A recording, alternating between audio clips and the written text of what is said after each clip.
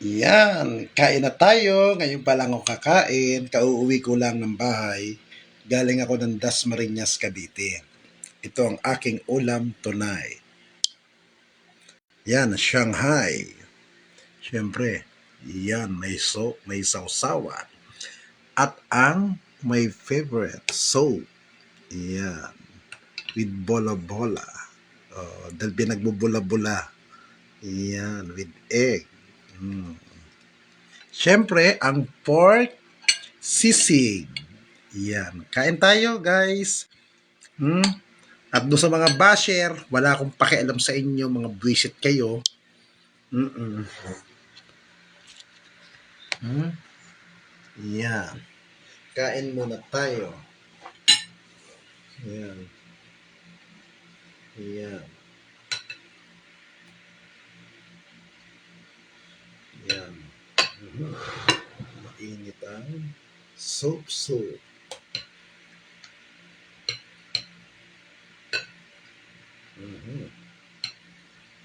Yan. Gagaling ko lang ng Dasma. Napakainit sa Dasmariñas. Maliban pa sa init, mula Metro Manila, super traffic ang pagbiyahe papuntang Dasma. Tapos, super traffic din ang pagluwas ng Metro Manila.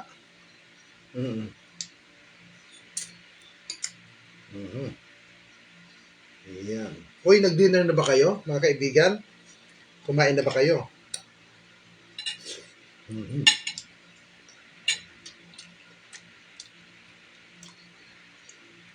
Dapat nag-dinner na kayo.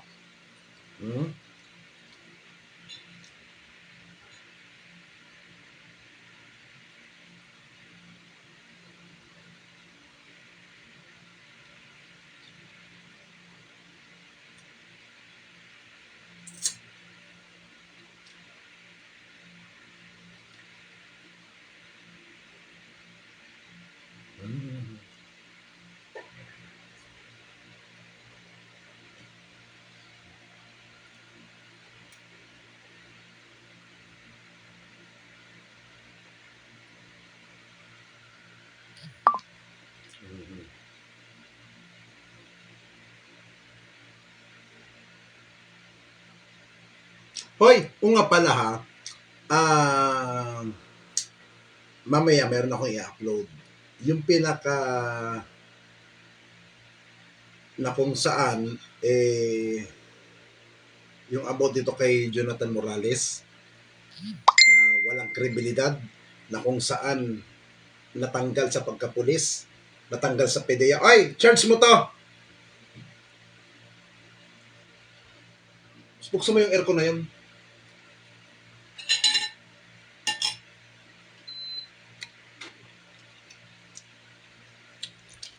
Mamaya, abangan nyo, i-upload ko yun. At pag hindi ako tinamad, magla-live tayo. Alam niyo mga kaibigan, ang nakakatawa ngayon dito kay Maharlika, na kung saan may lumabas na balita. Yung asawa niya na US citizen, na I think foreigner yun, na pinatulan siya na hindi naman siya kagandahan. Ang allegation na may lumabas na balita, kalat na sa mga social media, lalo na sa mga political blogger. Di umano, pinapatay daw ni Maharlika yung asawa niya. Yun ang nakakaloka.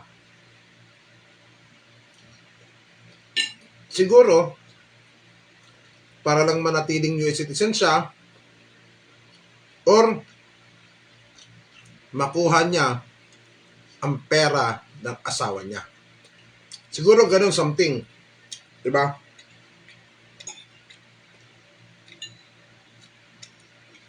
Kasabihan niya naman talaga, no? Walang baho na hindi sumisingaw.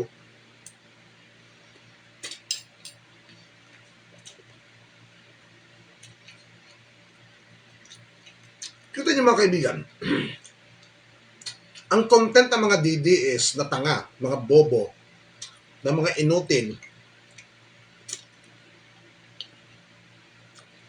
Isang topic sila. Isang content. Lahat.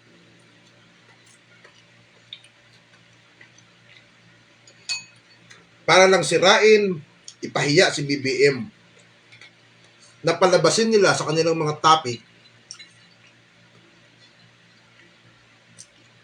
Palabasin nila sa kanilang sa kanilang mga vlog na walang silbi ang gobyernong ito. Yan ang pinamumukha ng mga Duterte vlogger.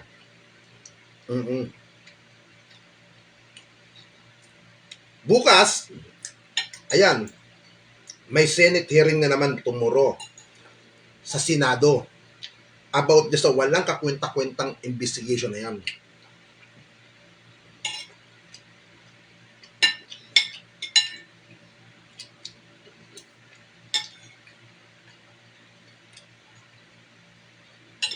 Natatawa ka na lang sa mga nangyayari dyan.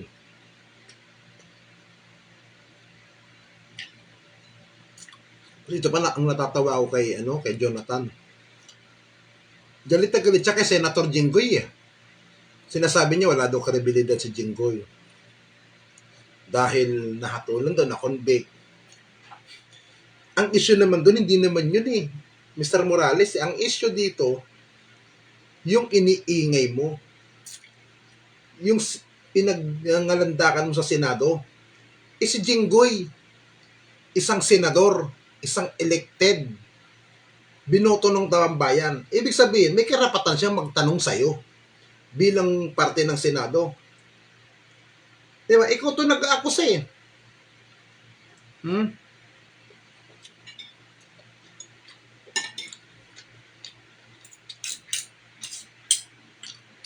Tama yung sinabi ni Pangulong Marcos, kung totoo man yung sinabi niyang yun, na itong si Jonathan Morales, parang jukebox. Kung sino ang maghuhulog ng bariya sa loob ng jukebox, sa katutugtog, sa kakakanta. Ganyan si Morales.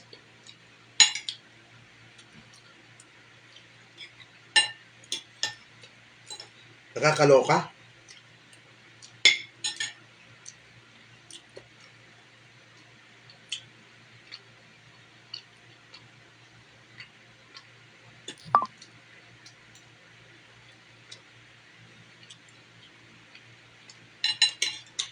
King, masarap yung yung sisig. Sarap. Tamang anghang siya. Dapat pala nilagyan mo ng itlog.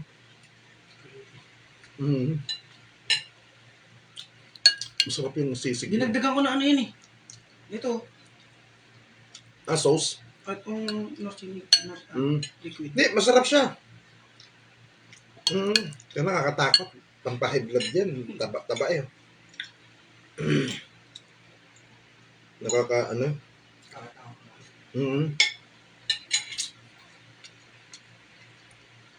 Ngayon nga pala, sa lahat ng mga ina, sa lahat ng mga magulang, Happy Mother's Day sa inyong lahat. Nakalimutan ko.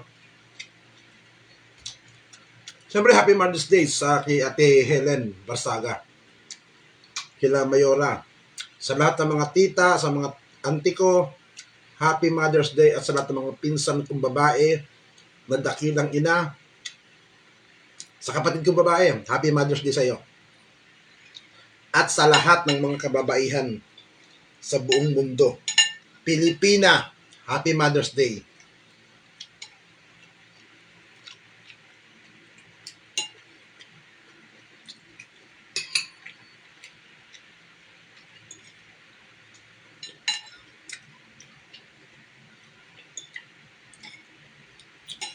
Ako, isa lang matitiyak ko. Hindi nila mai-impeach ang kasalukuyan administrasyon. Hindi nila kayang pabagsakin ang liderato ni Pangulong Bongbong Romualdez Marcos.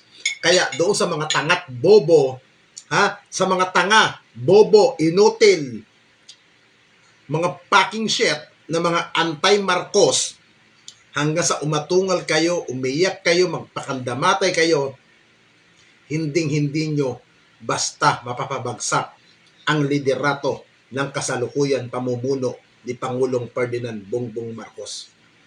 Tandaan nyo mga tanga, ilang taon na wala ang pamilya Marcos sa Malacanang. Ilang dekada sila niyurakan. Ilang taon nawala yan. Now, nakabalik na sila. Sa tingin nyo, wala silang nakuhang aral? Sa tingin, ay ano mo nga yung sound dyan? Sa tingin nyo, wala silang nakuhang ideya? Hindi, sa cellphone mo. Sa tingin nyo, wala silang nakuhang ideya? Sa tingin nyo, wala silang nakuhang aral? Sa mga past na ilang taon na wala sila sa Malacanang? Tapos ngayon, nakabalik na sila? Tapos, biglang may iintra na gustong pabagsakin ang liderato ni Pangulong Marcos. Sa tingin nyo, ganun kadali na lang? Come on! Hindi estupido ang gobyernong ito.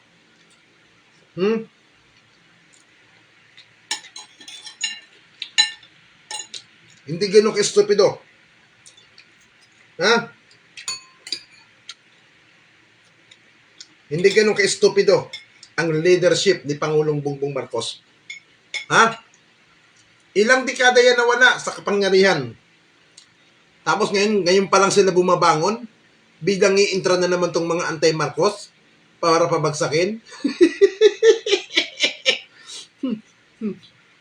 Ha? Tapos gagamit pa ng mga vlogger na mga tangat bobo sa katauhan ni Maharlikang Pakantot. Ha? Lalo na yung isang Byron Cristobal na mungguloy, na mukhang tanga, mukhang gago, mukhang bugok. Utang ina mo. Ha? Na nagpipiling kang matalino, nagpipiling kang may utak, pero wala kang utak, Byron. Ha? Utak tilapia ka. Utang ina mo. Nagpapanggap kang may utak, kang hayop ka. Ha? Dapat panagutin ng administrasyon na to ni Pangulong Marcos ang lahat ng nagkakwarta dyan sa pharmacy. Masagasaan na ang dapat masagasaan. Di ba? Noong panahon ng COVID, ha? Maraming nagkakwartang opisyal ng gobyerno ni dating Pangulong Duterte. Ha? Pinagkapirahan ng mga COVID na yan. Di ba? Dapat kayong panagutin.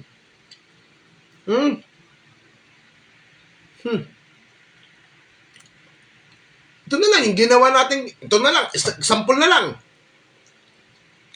Nung kainitan ng pharmacy, di ba binabakbakan natin ang binabakbakan si Dick Gordon? Di ba? Anong utos yan? Utos ng tas yan ah. Sirain si Dick Gordon. Sino nagpapautos? Malacanang. Oh. Yung mga baguhan na DDS vlogger kuno dyan, na mga hindi naman rekta, wala naman alam ang mga yan eh. Mga yan eh. Di ba? Yung iba dyan, tanga. Inaakong DDS, hindi naman DDS. Di ba? Tang ina ninyo. Lalo na itong si Bisda, isang tangat bobo, inutil, ha? Napatay gutom, ha? Yan si Bisdak Pilipinas, kupal yan. Puro ang alam niyan, manghingi doon sa Gcash niyang live, Facebook live niya sa YouTube live niyang Gcash. Kupal. Di ba? Kung di ka ba patay gutom na putang ina mo ka? Di ba? Lalo pa itong putang ina tong si BMR na patay gutom din. Na puro libre, palibre ng palibre. Sa lahat ng mga invitation ng mga patawag ng vlogger, kailangan ilibre siya ng lalamunin niya. Diyan magaling ang ibang DDS. Mga patay gutom. Maliban sa patay gutom, mga hampas lupa. Oo. Oh, di ba? Lalong-lalo na, itong putang inang matandang to na ewan ko kung kailan mamamatay. Itong si Badong Aratiles, na hindi na rin tumitigas ang betlog niya. DDS, tragis ka. Inaako mong DDS ka, hindi ka naman DDS. Ina ka. Ha? Mga abnormal. Ha? Puro kayo mga sinto-sinto. Mga buwisit kayo.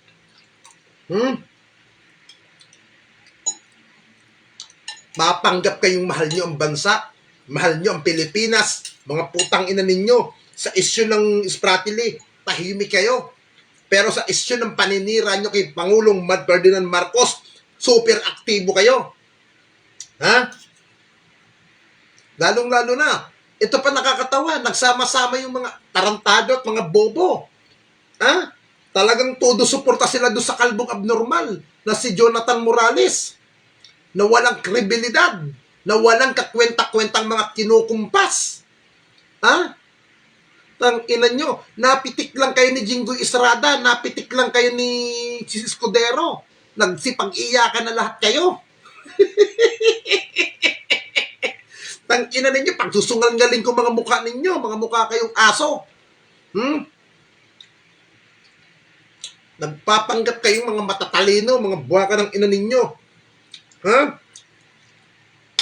Ilan na kayo natutong mag-vlog? Ha?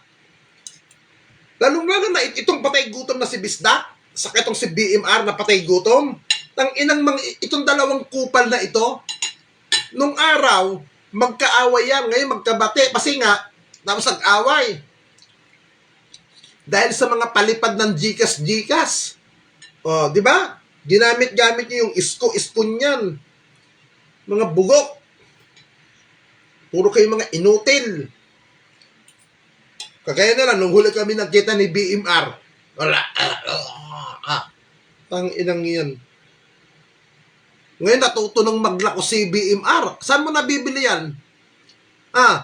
Sa Divisoria? Plus A yung mga lakos mo? Diyos ko. BMR, ikaw, wala ka nang malamon, putang ina mo ka, naglalakos ka pa. Plus A naman yung binili mong lakos. Putragis ka, hampas lupa kang putang ina mo.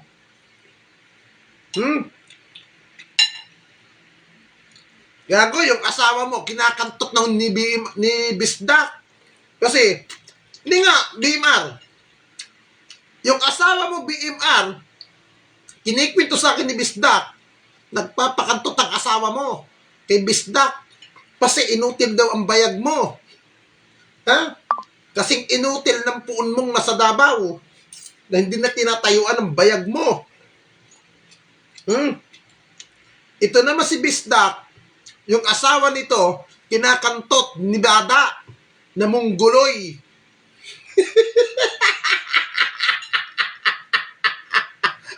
Ha? Mga unggoy. Yung mga naniniwala dyan sa mga DDS, puro baliw at abnormal ang mga nandiyan, mga kaibigan. Ha? Mga psychotic na mga walang kwentang nilalang sa mundo.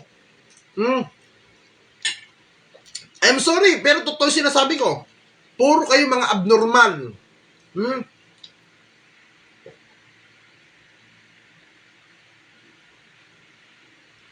Tapos nagpapanggap kayong matatalino?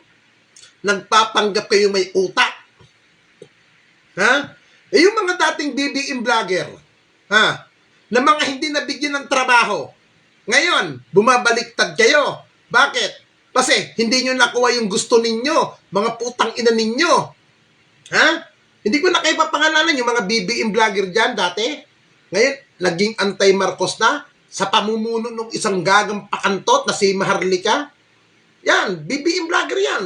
Ano nangyari? Putang ina mo ka.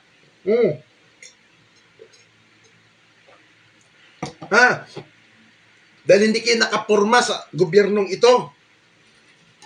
Alam nyo, bilib ba ako sa kandidato ko dati, si Manilang Mayor Escar Moreno? Tahimik siya.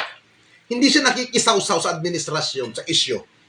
Si dating Vice President Leni Robredo, tahimik. Si Manny Pacquiao, tahimik. Si dating Senator Manny Pampilo Lacson, tahimik. Bukod tanging Duterte lang ang maingay ngayon. Bakit kaya? Ano kaya dahilan? Dahil ba sa ICC? Dahil ba sa kinakalkal yung mga mababantot nyong gawa? Ha? Dahil naglalabasan na ang mga anomalya ninyo, mga putang ina ninyo? Ha? Ay, tubig. Ha? Tingin nga akong tisyo. Nandito yung sauce, oh. Ha? Dahil naglabasan yung mga issue sa inyo? Mga putang ina ninyo? Ha? Sabi ko nga nung isang araw kung nagkataon si Pangulong Marcos na didiktahan ni Digong, 100% hindi gaganyan si Digong Ha? 100% hindi mag-aatungal si Digong Kung na ano O meron pa dyan isang undersecretary dati. Umaasa pa rin na makakapwesto sa gobyerno. Hindi ko nababansin ang pangalan. Isang plastikada rin yun. Nako.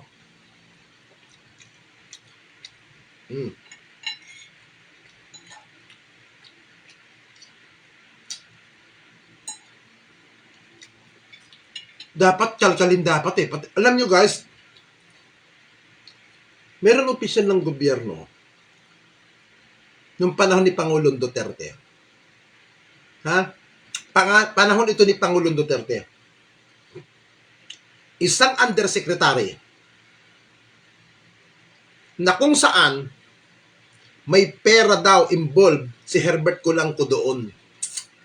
Na binabawi na ni Herbert Colanco, hindi ibinibigay ng isang opisyal dati ni Digong na pumapatak ata something mahigit 1 million, hindi binabalik sa kanila. At yung anak ni Herbert Colanco na gustong mabawi ang pera, pinalabas, binablackmail pa siya nung anak na Herbert Colanco. Pinalalabas na binablackmail sila ni Herbert Colanco. Aware dyan si Attorney Ferdinand Topacio. Alam ni Attorney Topacio yung issue na yan. At yung undersecretary, kilala ko yan.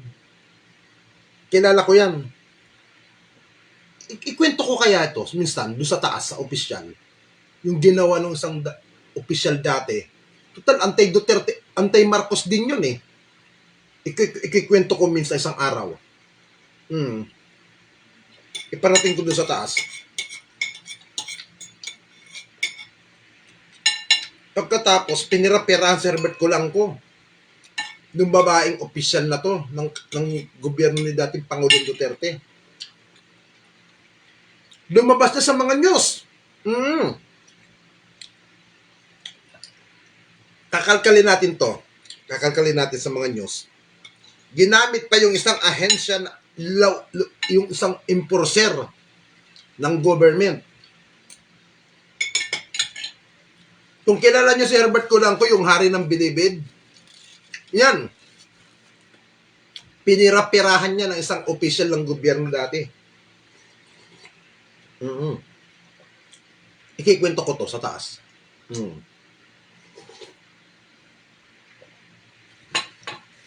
Halos nagmamakaawa yung pamilya ni Herbert para lang maibalik yung pera. Hindi ibinalik sa kanya. Pinangakuan ng pinangakuan. Uulitin ko mga kaibigan. Sa mga Duterte vlogger, sa mga Duterte panatikong tangat bobo, dahil tangat bobo kayo, mga putang ina ninyo, itong gawin nyo. Halikan nyo ang pit ko. Yan. Dilaan nyo yan dahil tanga kayo, mga putang ina ninyo. Dilaan nyo itong pit ko. Yan. Mga putang ina ninyo. Dahil tanga kayo. Mga tanga, mga bobo, mga buwaka ng ina ninyo. Sa mga Duterte vlogger, supporter, defender, paki ng ina ninyo.